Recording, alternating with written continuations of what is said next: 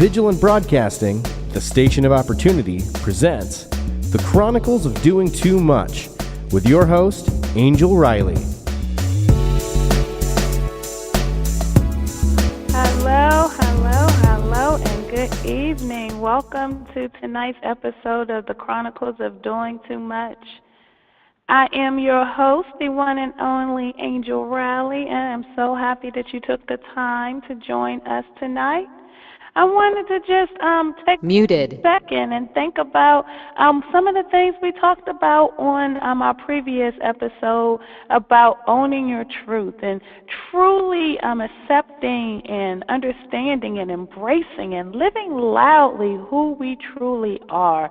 That was just such a good episode. It was perfect timing for myself. I pray that you all found a lot of inspiration in me sharing my personal story, and it just really set us up perfectly for tonight's episode, where we're going to really talk about building that personal board of directors. Now, we took a lot of time to just sit back and relax and think about just our personal development and what are we doing to make sure that we're living our absolute best life possible. So now we're feeling free and empowered and embracing who we truly are. Now, how do we excel? How do we get to that next level? And that's where having a personal board of directors really come into play. Now, I feel like in the professional development and leadership world, the personal board of directors has become sort of a catchphrase. But I heard about this whole concept many years ago.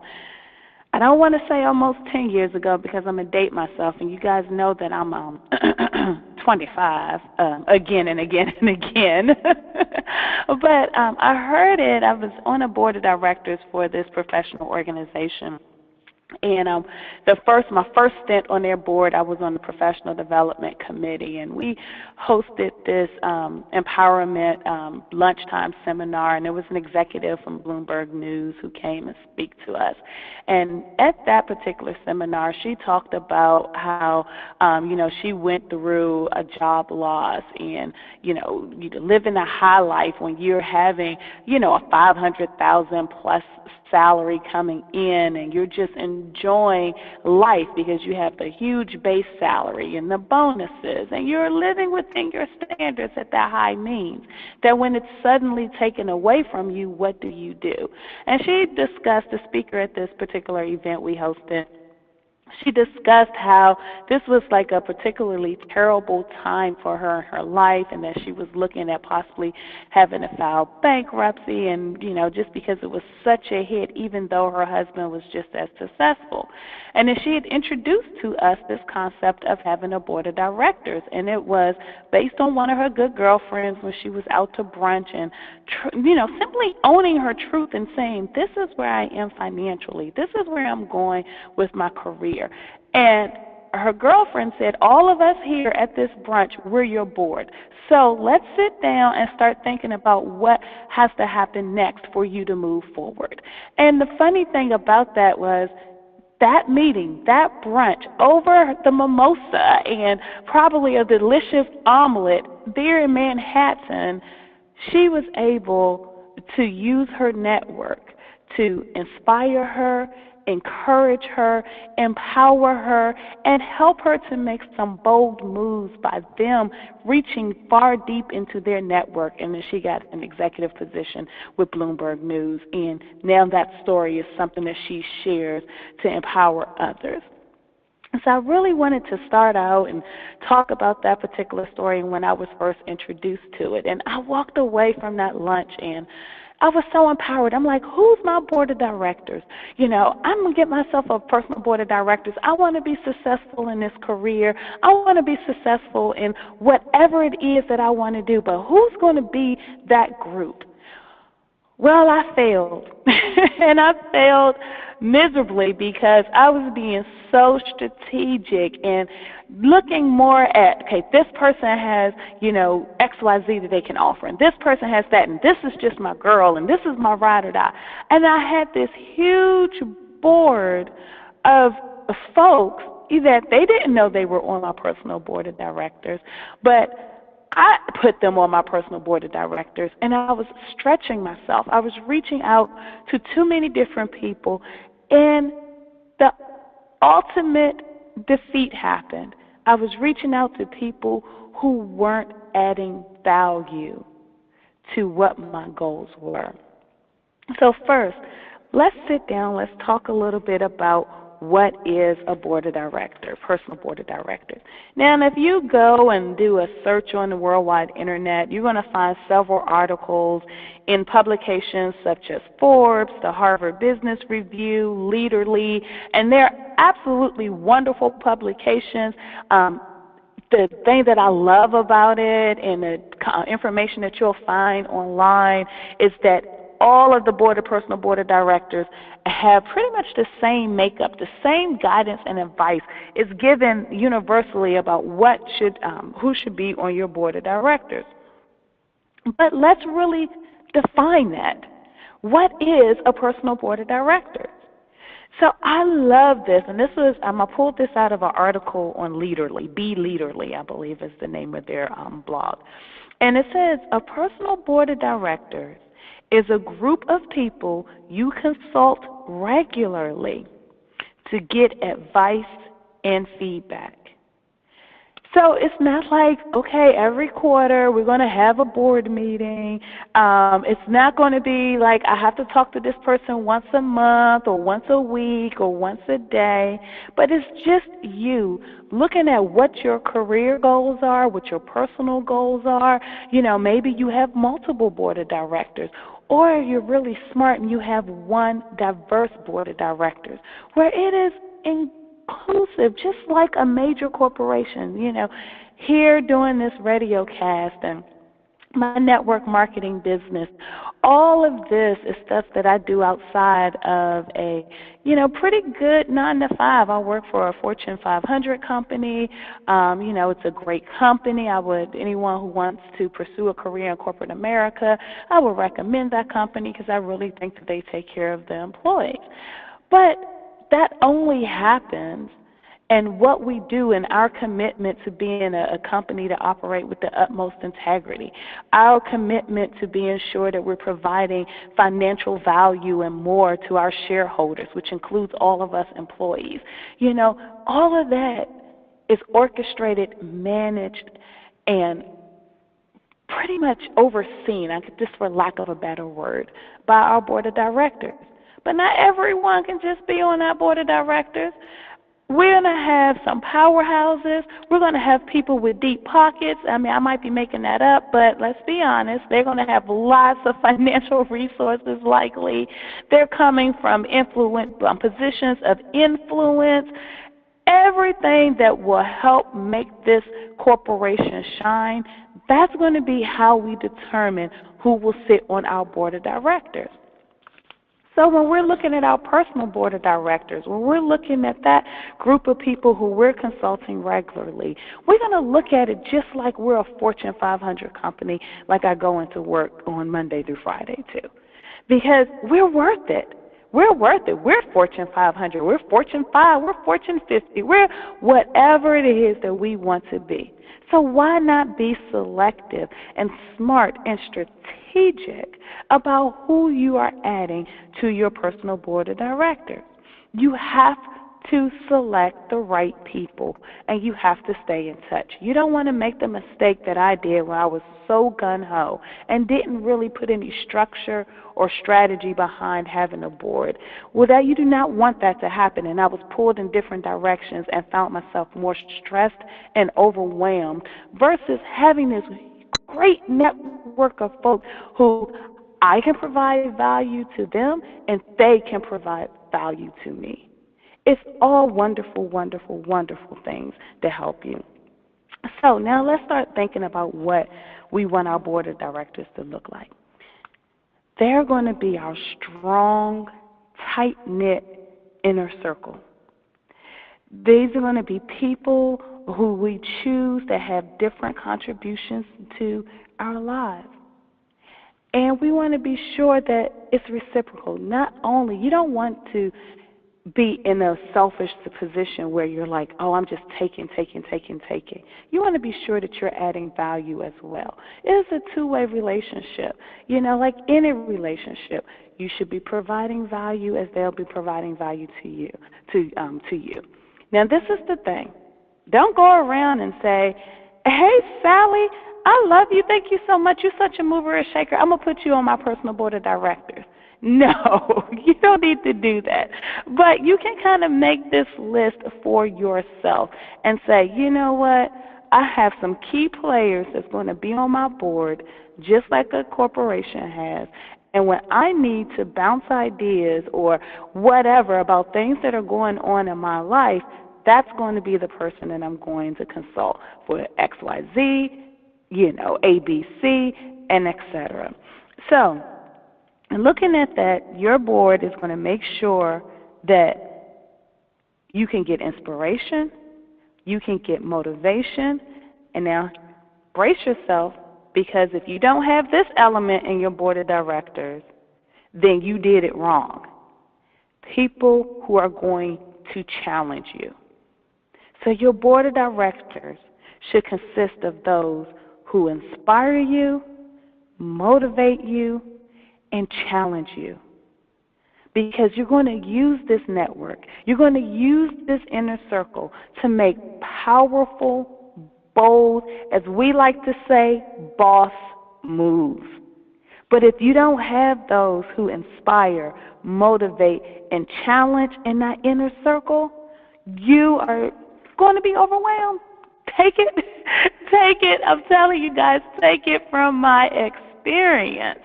So now, we got all of that together. You're excited.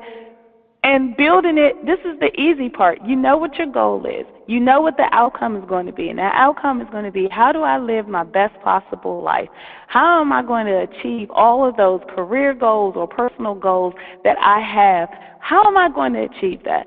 So one of the examples I'll use for tonight, and as we talk about building the board of directors, I'll share this. This is a personal story with me. I like working for corporate America. As I said previously, I work for a really good company. But I know that I'm destined to do bigger and better things than to just be in corporate America.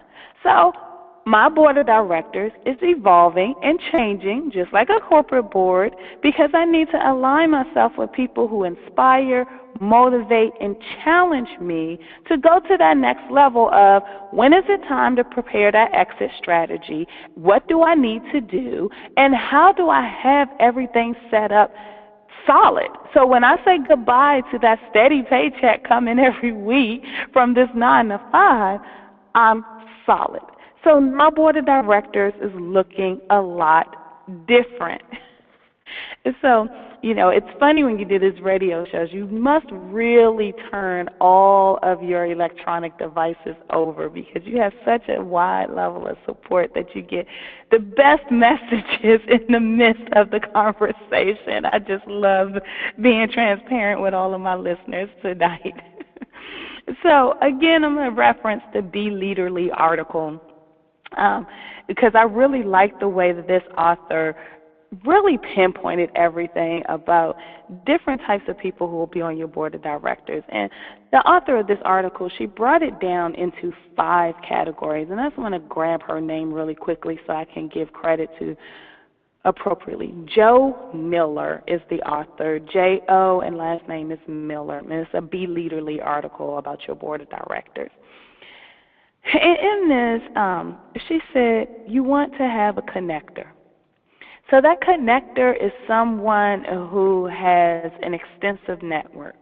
They always know someone. They can connect you with the right person about various things. If they don't have the independent contact in their own network, then they're able to connect you with someone in their network who can connect you, and there might be 3 levels of separation. But no matter what, they are going to be the ones to get you in front of the right people, to shake the right hands, and the ones that will really help you be powerful.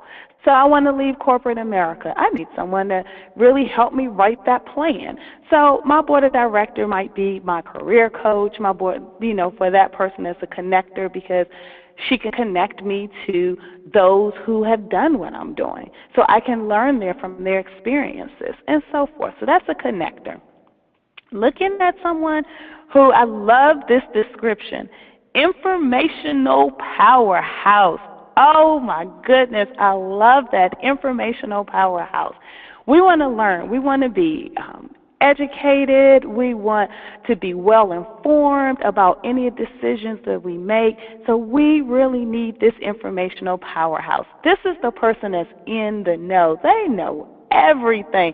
They're well read. They're always up to date on current events. They know what Joe Blow down the street is doing. They know what Sally Sue around the corner is doing. They know the next strategic move of Corporation ABC. This is the informational powerhouse. And because this person knows this, because they're such a powerhouse, when you have that bright idea, this is the person that you want to go to and bounce that idea off of, because their knowledge is so deep that they're going to help you with crafting that idea into something wonderful, or they're going to take you to a level to say, you know what, that's great, but now may not be the time. Or you know what, that's great, but you might need to think that out a little bit more. Go back to the drawing board. Because remember, your board of directors inspire you, motivate you, and challenge you. So whenever you have a great idea, you got to go to that informational powerhouse, because that's going to be the meeting of the masterminds. That's going to be the person that really take you to that next level. All right, then you have the influencer, according to Joe Miller's article. I love this. Again, I'm citing directly from this particular article because I love how the author separated and named the different people that will be on your board of directors. It was done so perfectly, but influencers, this is the person that makes things happen. So if you come, they don't necessarily have a big influence, but if you're going out and you need to canvass a neighborhood, this person is going to be like, okay, how many people we need to get together? Let me help you put this all together. We're going to get out. We're going to canvass a neighborhood. We're going to do this. We're going to do that. They're going to make it happen. That's the person when you need something done or you need help with getting something accomplished, that's the person that you can go to. That is the influencer. They make things happen. They're charismatic. They are creative. They are persuasive. They're going to make things happen. So you have to have an influencer. I call the influencer my ride or die. That ride or die person is going to be with me thick or thin, and we are going to have a blast. So you definitely have to have an influencer in your board of directors. Then we have to have a mentor, because, we have all these great ideas, and we're excited and ready to just go gun-ho and just go for it. Just go for it. Even with doing this worldwide show, that was a thing for me. I'm like, I'm just going to do it. I'm not going to think this over. I'm not going to consult my board of directors. I'm just going to go for it. And I did it, and I'm so happy I did, because when I went to my mentor, I got the biggest hug ever. And was like, I'm so proud of you. I'm so happy you finally stepped out of that comfort zone. Now you're really going into an element of growth. And that mentor that's what their role is. Their role is to help you with growth and development. They'll give you that feedback, even when that feedback is not so good to hear, but it's coming from a loving place, because that mentor is trying to help you to grow. They see potential in you that you may not see in yourself. They're guiding you on a path that's going to help you live your best life possible, and that is excellent. So I love the mentor. I love my mentor. I have many mentors. I have one that I consider on my personal board of directors that I bounce stuff off of all the time. career, personal, it does not matter. This person is a good friend, has been for many, many, many years, and I'm so thankful to have her in my life. But I tell you, I probably hadn't received a hug like that in so long that I was just caught off guard, like, what's going on? Why am I getting a hug? And I was like, I'm so proud of you. So I just absolutely love it. And then the last person, and this is really good if you're looking at having your personal board of director. I mean, for any, I was going to say this would be a really good person. And when you're in corporate America, I know at my corporation we talk a lot about this. You have a mentor and then you'll have a sponsor. But kind of thinking and talking out loud to everyone tonight, I think you need a sponsor, period, in life. And a sponsor is someone that's pretty much, I call the sponsor the name dropper. That's how I define a sponsor. A sponsor is someone who's well informed about your goals, your talents and capabilities, your experience. So when they're in the room and something is being discussed, we have a need for this skill set, or we have a need for this type of consultant to help us. That sponsor is the person to say, I know the perfect person. That Angel Riley, I have her information right here. She can give you the best motivational speech ever. And she will be so charismatic with this crowd. I'm being my own sponsor right now on the worldwide radio. But that's what a sponsor does. That sponsor, they can pretty much accelerate your career. They can accelerate your business because they just drop it. They name dropping. They're in the right place. They're a person of influence, so they're always going to be around people who are the decision makers. They're the ones who are giving you the influence. So you definitely want to have someone on your personal board of directors that you consider a sponsor. So the influencers, those who are in decision-making roles, because you never know. But you also never want to be too shy about what you're doing. Whether it's in your career or whether it's in your personal development, don't be too shy. Because if you're consulting with your personal board of directors, you're using each one of these levels, each one of these people strategically and to the best influence for you and what you want to do, and also offering value back to them, you will see a quick acceleration in whatever you want to do.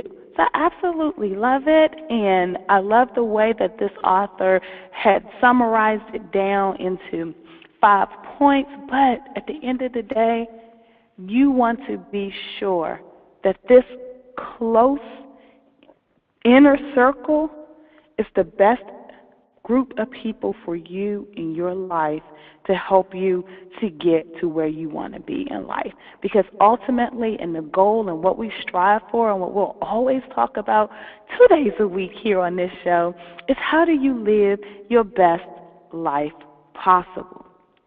So now we kind of have the categories, and I'm going to close this out with really trying to figure out who on my list, who should I put on my list as potential members of my board of directors? We have all of this. We know that we need a connector, an informational powerhouse. I love that, informational powerhouse, an influencer, a mentor, a sponsor. Now, how do we really lay this out? And this, I'm going to pull this content from a Forbes article by Lisa Barrington.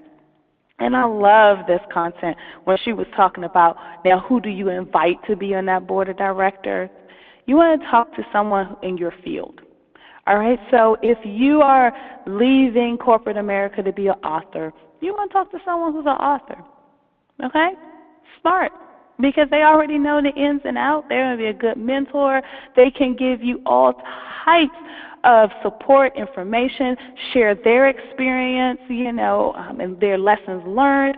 So you want to definitely have someone in your field. Someone who has been in your circumstance or is currently in your circumstance.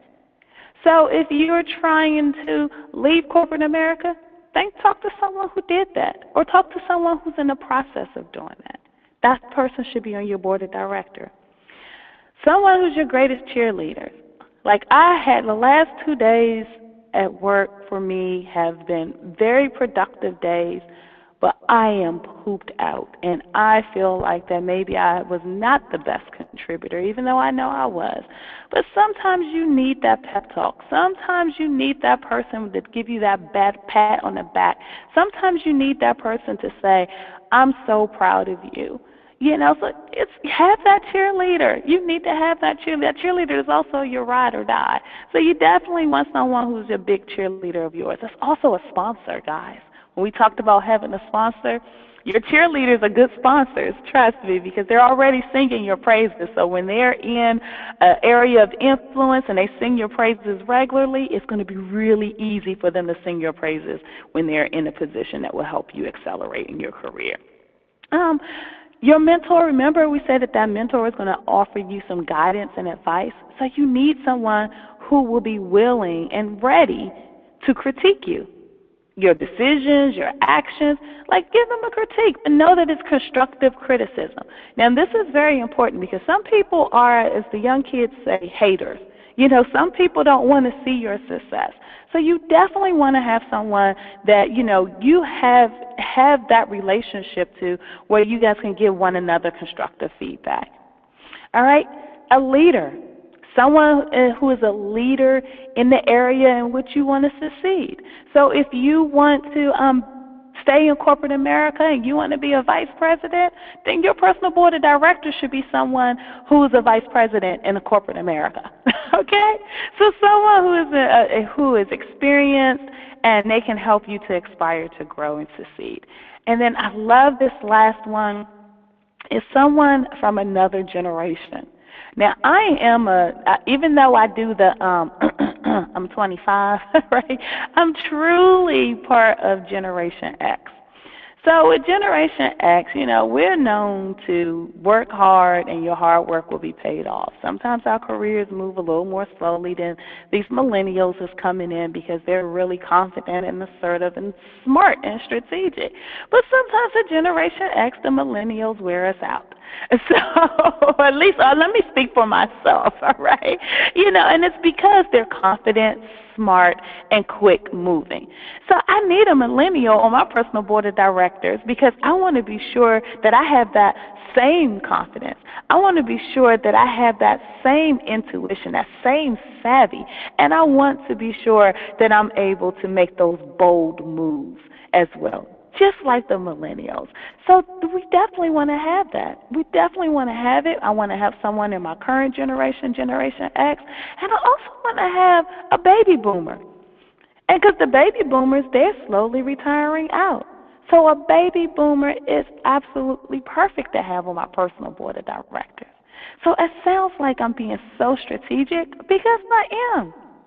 And then lastly, the last person that you want to think of when you're putting together your personal board of directors is someone who can introduce you to others. So remember that connector? You want someone who has a Rolodex so deep that you just get confused and overwhelmed thinking about it. You know, and that could be you. You could be the influencer. You could be the connector to someone else. Because remember, we're adding value. It's a two-way street. Okay? You might be able to set up those coffee meetings and so forth. But you want to have someone who can introduce you to others. That's in the community. That's in your profession. That's in what your new career field is going to be. They are definitely the movers and shakers.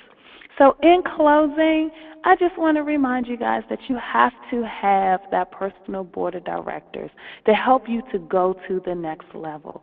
Now that we've owned our truth, we know who we are excited and have embraced who we are, we can now go to that next level because we built that inner circle. Now don't do it in haste. Don't rush it. You set up that personal board of directors on a time frame that works for you. And that personal board of directors should evolve. You want to be smart about it. You want to be strategic about it because at the end of the day, this is going to help you to grow to the next level.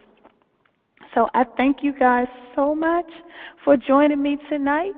for this episode of the Chronicles of Doing Too Much. I so look forward to talking to you next week. Unmuted. At 9 p.m. Eastern Time. And until next time, have a great night. Good night.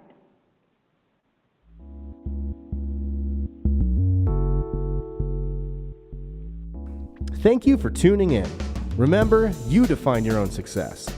Believe you can do it, build a solid foundation, know your circle and soar. Until next time.